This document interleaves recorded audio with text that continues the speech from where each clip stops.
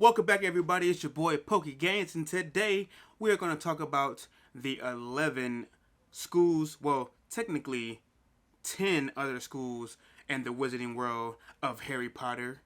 But keep in mind that there are some that are not known. There are a lot of smaller schools that were just not registered with the ICW, which is the International Confederation of Wizards.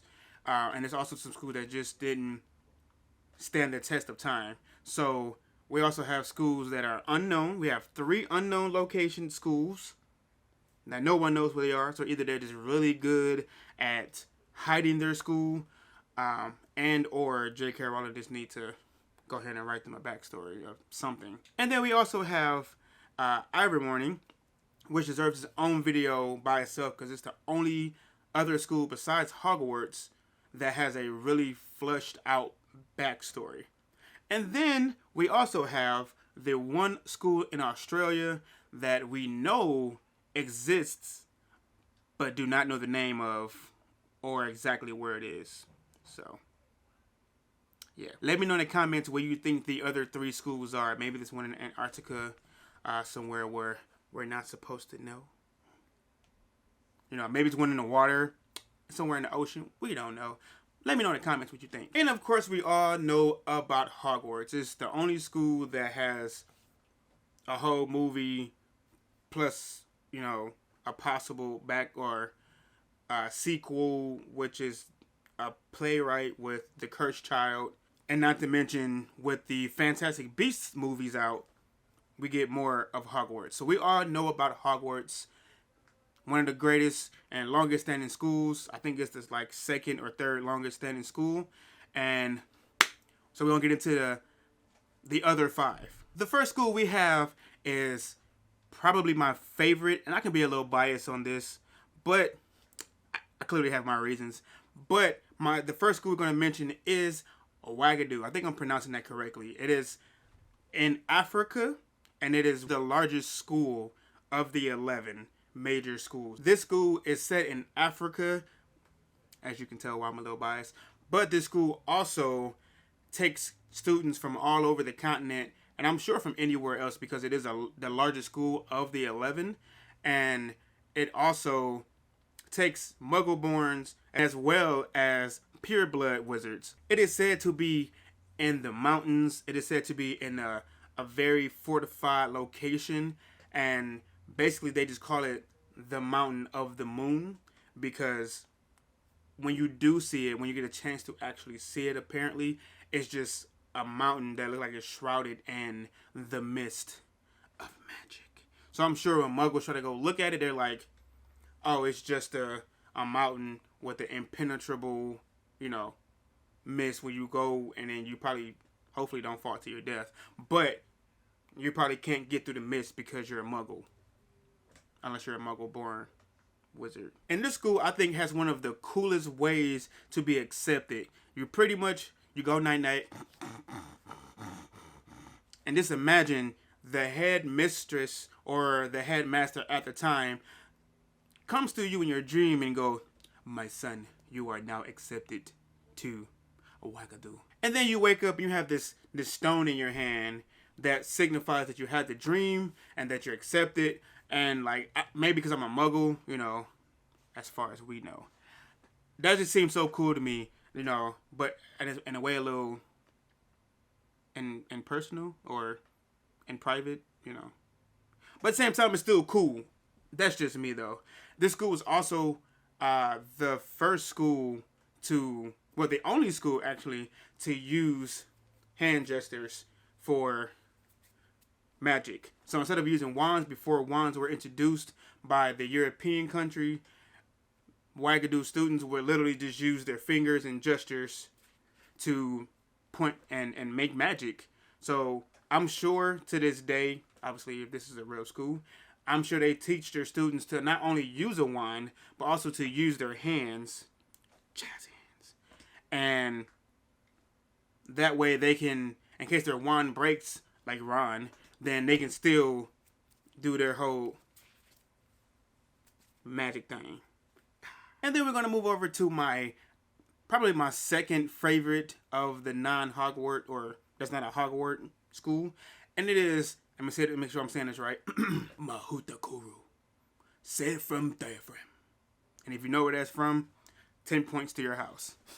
If you do, put it in the comments down below. But this school is obviously set in Japan. Hopefully you got that from the accent, if I did it right. And this one is actually the smallest of the 11 major schools that's registered with the ICW. And the students from this school are accepted from age 7. But the students are not allowed to stay overnight until they hit 11.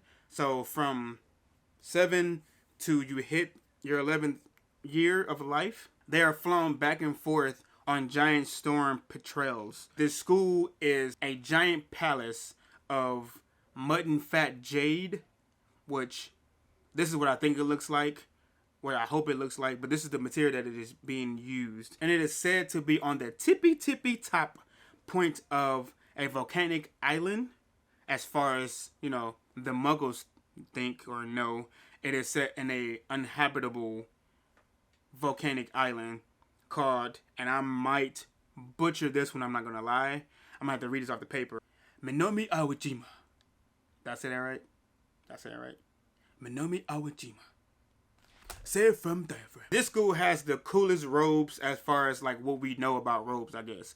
But this school has, I'm assuming you get like one set of robes, and the robes grow and change colors with the student. So it starts off, I'm sure when you're like 7, or if you come in at 11, it is a faded pink.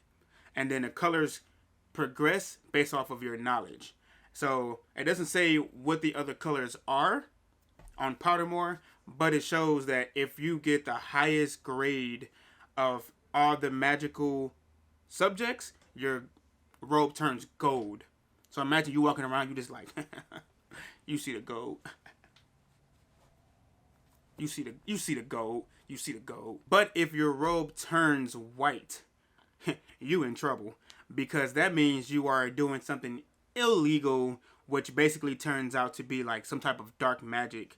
So if you're doing dark magic, your robe turns white instead of black. But I guess, you know, it still kind of makes sense, because you're just like blank. You're nothing anymore. You're bad wizard. Witch. Bad. So if your robe turns white, then that basically means you get expelled, and you might have to be homeschooled, because I don't think any school would accept you after your robe has turned white from this specific reason.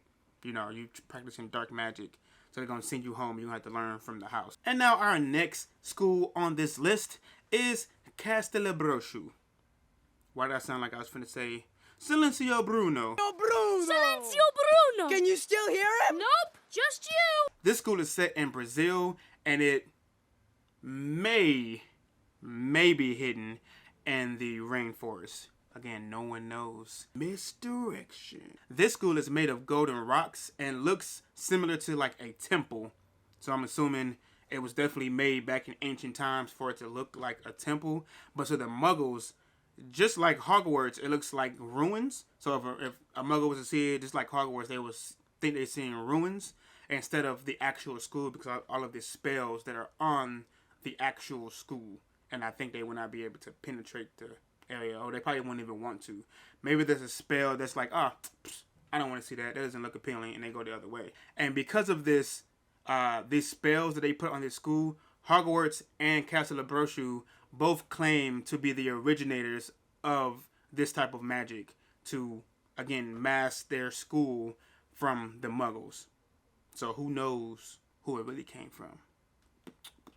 This school is protected by little furry spirit-like beings. I couldn't find these anywhere on the internet, either Pottermore and or Google, which is the only place you kind of look for most stuff these days. And I couldn't find anything of what these creatures look like. They said they're little furry spirit-like beings, but at the same time, I feel like they can probably grow in size and turn into like whatever type of creature they need to attack, or to at least scare off whoever or whatever is trying to harm the students, the castle, and the creatures of the forest. But I think it's so cool that they have these kind of creatures. They need to put those over in Hogwarts, which I think they tried to, but the headmaster at the time was like, nah, bruh, we got something else. We're just going to leave it at that. And in this school, all the students wear the same color robes. They're just these green robes. Nothing too fancy. I'm assuming it's to like kind of blend in if they are in the rainforest. But I'm assuming that's why they wear just basic green robes. And with being schooled in the rainforest, possibly, the students are very advanced in herbology and magizoology. Magic creatures, basically. I'm sure I'm saying that wrong.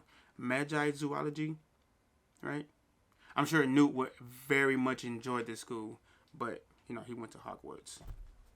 Hufflepuff. Next on the list, we have Durmstrom. This school is very special. So, this school is to be believed to be in the far north of Europe, but this school has a reputation more about who used to attend the school. Not much backstory on it, except a lot of parents don't really want their students going to the school because of who used to attend the school. First ex-student was Igor Karkarov. Took me like 4 times to say that right. He was an ex-Death Eater who we seen in Goblet of Fire, and also told on some Death Eaters in the movie to reduce his sentence in Azkaban, or possibly, which we seen he wasn't in Azkaban anymore, to get, you know, his sentence removed because he was, you know, mind controlled by Voldemort. And when Voldemort came back, Mr. Igor Karkarov disappeared from his post and probably went to hiding because he probably thought the Death Eaters were going to come and get him and kill him, or Voldemort himself, because he told on a bunch of the other Death Eaters. So maybe he did, maybe he didn't. And the biggest, baddest of the Dark Wizards at the time, you know, because that can be debatable between him and Voldemort, was Grindelwald. Grindelwald was an ex-student that got expelled from the school, of course, doing things he wasn't supposed to do, because that's how you get expelled. And the parents of the students at this school were more fixated on that, and you don't hear much about the houses, you don't hear much about the curriculum, or the subjects at all, like the sporting events at all, at Durmstrom. But that's starting to turn around with the boy, Victor Crumb. Again, he might not be that smart, but he's really good at Quidditch. And the last school on this list is Beauxbaton. This school is to be set in Pyrenees. Again, let me know if I'm saying that wrong. Let me know in the comments. Cuss me out. Be like, no, it's not how you say it, fam. And it is a chateau that is surrounded by gardens and lawns that are magically made by the mountainous surroundings of the school to make it so pretty, like the people that go there. And this school also not only have women, but it also has guys. And the movies, it portrayed them to only have women, but there are also dudes that go to the school. They accepted students from France, Spain, Portugal, Dutch students, and Belgium. And one of those students was Nicholas Flamel and his wife. And a lot of the school, which I believe this is a cheat, but it is a very beneficial thing to the school, which is Nicholas Flamel used the Philosopher's Stone. If you not know who, you know, Nicholas Flamel is, he is the creator of the Philosopher's Stone, or the Sorcerer's Stone, if you know, just went off the movies. And with the Sorcerer's Stone, the Philosopher's Stone, you're able to create gold as well as eternal life, basically. And he would donate a lot of gold that he would make with the Philosopher's Stone and donate it to the school. So he was just like, you know, make some gold. Here you go. Here you go. That's cheating. But it's very handy to have a guy who, you know, I guess you like your school enough to do so. So, you know, not mad too much, but I need somebody to do that in my life. So on that note, guys, let me know in the comments, what is your favorite school? Is it Hogwarts?